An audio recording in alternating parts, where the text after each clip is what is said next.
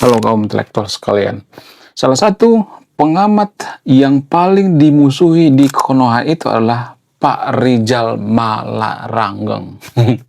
Wah, saya juga nggak tahu ya kenapa warga Konoha itu membenci Pak Rijal Malarangeng. Bahkan sampai agamanya dicari-cari, saking bencinya gitu. Jadi di Konoha itu kalau saya perhatikan, kalau ada orang yang tidak pro terhadap Iran, maka akan dicap pengkhianat, maka akan dicap orang yang beragama minoritas. Jadi itulah alasannya kenapa Pak Rijal Malarangeng ini dicari-cari agamanya apa gitu ya. Kemudian dicari-cari kesalahannya gitu. Kenapa? Karena Pak Rijal Malarangeng ini tidak berpihak pada Konoha. Nah, yang jadi pertanyaan, apakah Pak Rijal Malarangeng ini sebenarnya pengamat abal-abal atau tidak? Apakah Pak Rijal Malarangeng ini sebenarnya pengamat odong-odong gitu ya, sama seperti pengamat-pengamat lainnya gitu ya, seperti pengamat yang ada di Konoha, kompresor bocor dan lain sebagainya. Apakah sama atau tidak? Kenapa Pak Rijal Malarangeng ini dibenci di Konoha? Apa alasannya?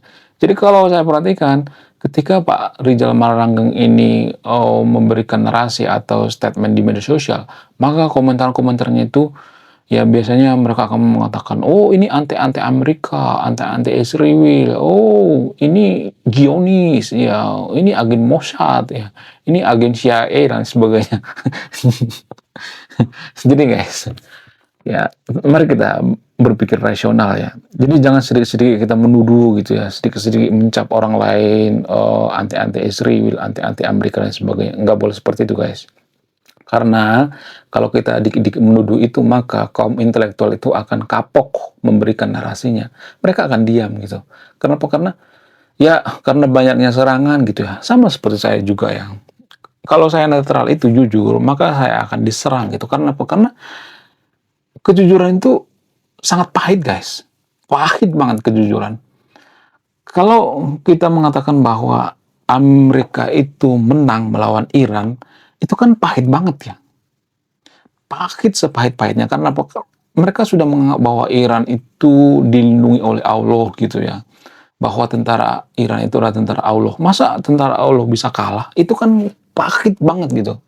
Bukan berarti saya mengatakan Amerika menang ya. Saya tidak mengatakan seperti itu ya. Di sini saya akan netral ya. Kenapa Pak Rijal Malarangeng ini dimusuhi? Apa alasannya? Jadi ada satu alasan yang jarang dibongkar, tapi ini sangat penting banget guys. Kalau saya bongkar ini, mungkin akan banyak warga Konoha yang kejang-kejang kelanjutan berjamaah. Walaupun saya tidak berpihak pada Pak Rijal Malarangeng. Nah, yang jadi pertanyaan, apa fakta menarik atau fakta unik seputar Pak Rijal Malarangeng ini? Kenapa Pak Rijal Malarangeng ini dikata-katain? Kenapa dibenci atau dimusuhi? Ternyata pada faktanya adalah Iran memilih jalan berbeda setelah tahun 79. Memusuhin Amerika. Amerika kan simbol kemajuan, keterbukaan, globalisasi dengan ilusi macam-macam. Termasuk karena kita di embargo nih. Itu dia. Karena kita ada di sanksi ya. Karena kamu memilih jalan peperangan, jalan resistensi, jalan bersenjata, membangun misail. pada faktanya kita itu nggak peduli siapa yang benar atau salah dalam perang Timur Tengah ini. Nggak peduli. Yang kita pedulikan itu, apakah Iran itu seiman dengan saya? Itu aja ya. Apakah Iran itu memusuhi musuh saya? Itu aja. Itu poinnya tuh. Mereka nggak peduli apakah mereka kalah, menang, atau segala macam. Nggak peduli ya benar atau salah, nggak peduli. Nah inilah yang dialami oleh Pak Rijal Malarangeng ini. Ketika Pak Rijal Malarangeng mengatakan bahwa pasukan Iran itu sebenarnya sudah nggak berdaya gitu ya. IRGC itu sudah nggak berdaya. Ya, kalau misalnya ada yang mengatakan pasukan IRGC itu pasukan yang sangat luar biasa, itu sebenarnya cuman halusinasi gitu ya. Langit Tehran itu atau langit Iran itu sudah dikuasai oleh pesawat Amerika dan pesawat Israel ya. Kemudian kalau misalnya ada yang membantah, kemarin ada yang ketembak tuh ya. Yang ketembak itu kan satu dari ribuan pesawat yang berlalu lalang di langit Tehran. Jadi kalau Pak Rijal Malarangeng mengatakan seperti ini, maka dia akan dimusuhi, dibenci, dicari-cari kesalahannya, dicari agamanya apa ya. Kenapa bisa seperti itu? Apa alasannya? Kalau kita bahas dari sudut pandang antropologi ya, ini menurut data guys ya. Jadi kalau mau bantah-bantah pakai data ya, kita itu adalah masyarakat yang sangat-sangat berkelompok.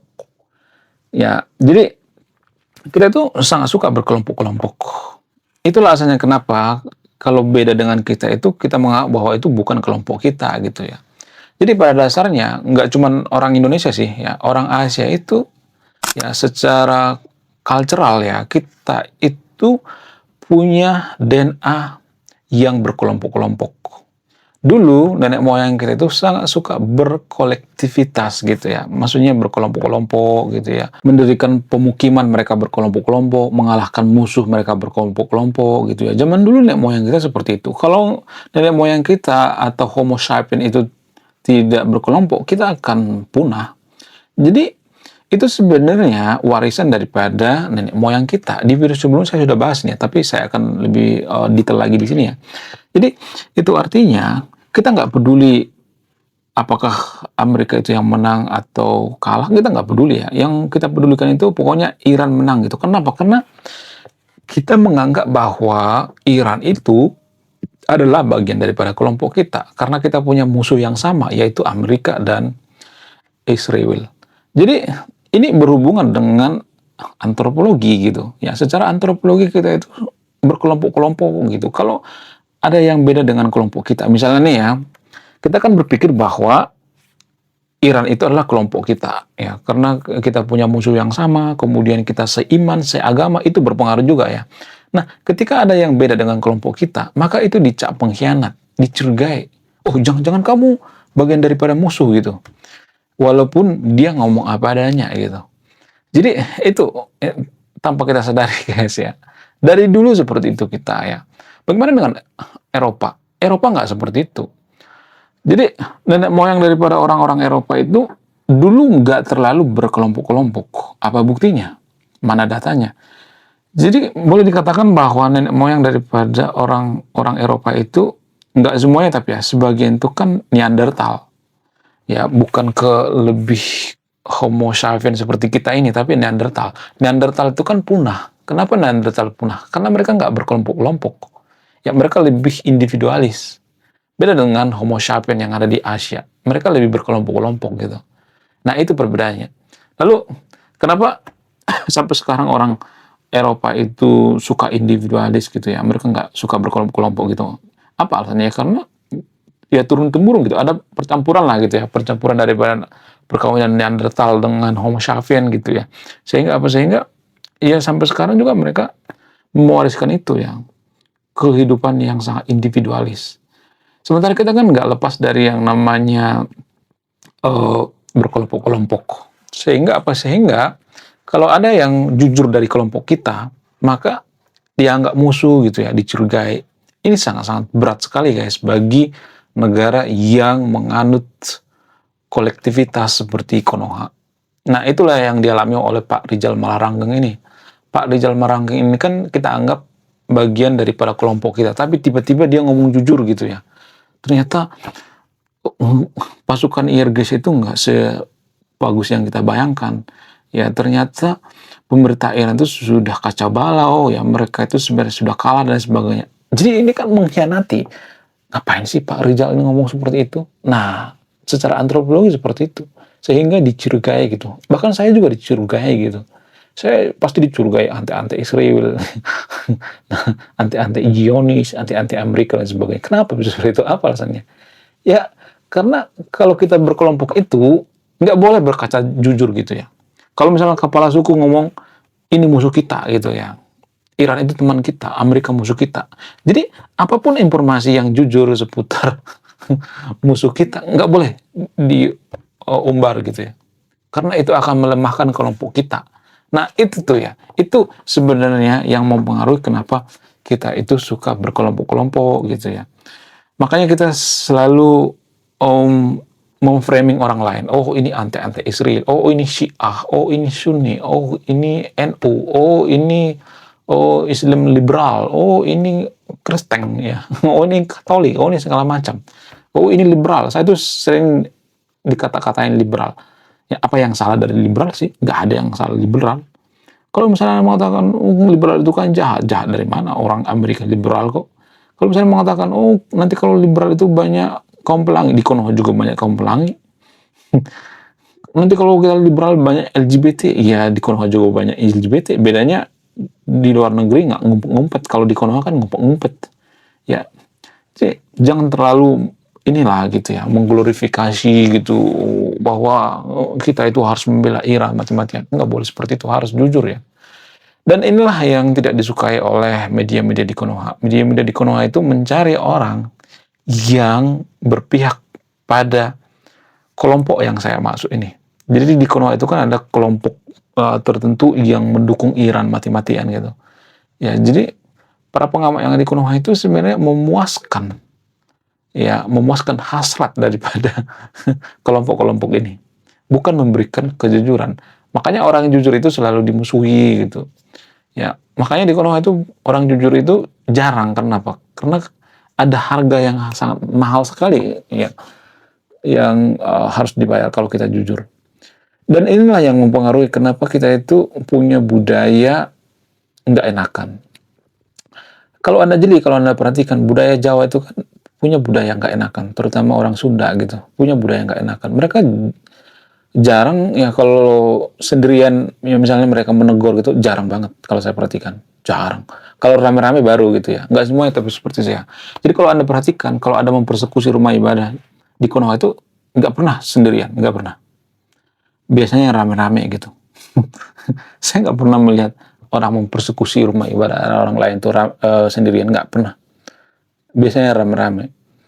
Ya, kalaupun misalnya ada satu orang yang masuk ke rumah ibadah orang lain itu biasanya ditemani gitu, ada temannya di belakang gitu.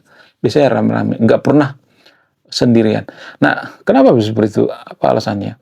Belum kita lanjut. Jadi guys, kemarin ada yang nanya, lu apa sih kontribusinya bagi negara ini? Lu cuma ngebacot doang, nggak ada kontribusi. Nah, kontribusi saya ini guys ya, saya nulis buku. Ya, lagi-lagi karena kita itu masyarakat yang berkelompok-kelompok gitu ya, geng-gengan gitu. Jadi kalau Anda perhatikan di Konoha itu kan ada banyak geng motor ya. Ada banyak, ada geng Vespa, ya, geng Beat, ya, banyak banget geng Harley dan lain sebagainya. Kenapa seperti itu? Karena kita masyarakat yang suka berkelompok-kelompok. Dalam kurung kita itu masyarakat yang takut kalau sendirian.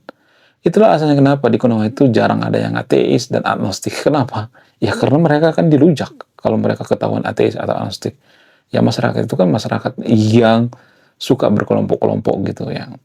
Nah, karena kita menjaga kelompok kita, sehingga kita tuh kalau mau jujur itu sungkan gitu ya. Nggak enakan gitu. Yang janganlah, nanti malah marah gitu, nggak enakan gitu. Jadi, secara tidak langsung, karena kita punya budaya kolektivitas, yang budaya berkelompok ini, sehingga kita menganut yang namanya ideologi nggak enakan.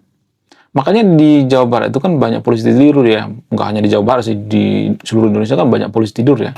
Karena kita nggak enakan negor pengendara yang bawa motor gitu. Kalau dia kenceng gitu kan nggak enakan ya. Jadi itu secara antropologi ya. Menurut kalian gimana? Coba tulis kolom komentar ya. Saya tidak akan berpihak di video ini ya. Apakah saya berpihak pada Pak Rizal Malarangeng atau tidak? Enggak. Saya benar-benar netral.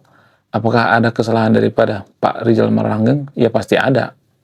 Ya pasti orang-orang terdekat daripada Pak Rizal Malarangeng pasti tahu apa kelemahan daripada Pak Rizal Malarangeng. Semua orang itu punya kelemahannya.